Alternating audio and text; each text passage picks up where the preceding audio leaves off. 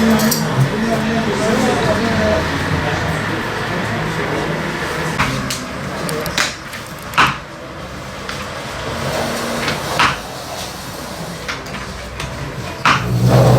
tane pusulanında şuraya geçin.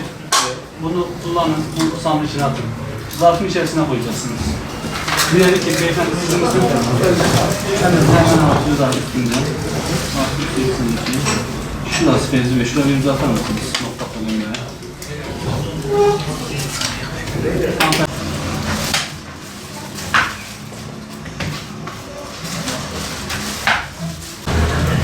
Teşekkürler.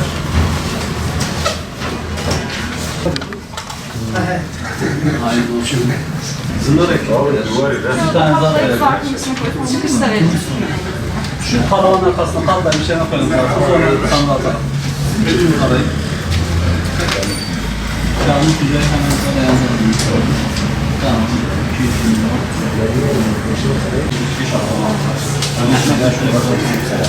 Bir de Bekleyin. Çıkışta vereceğiz. gelin beyefendi. Dezenfektan almıştım, karşı komşuya bırakmışız, onlar da kapalı. Atalım. Bu da kimin zaten? Hayırlı olsun. Çıkışta vereceğiz. Oyun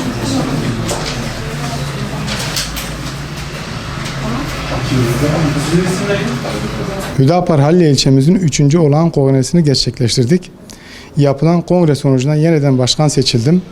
Kongremize katılıp destek veren tüm delegelerime ve yönetim kuruluna teşekkür ediyorum. İnşallah kaldığımız yerden devam edeceğiz.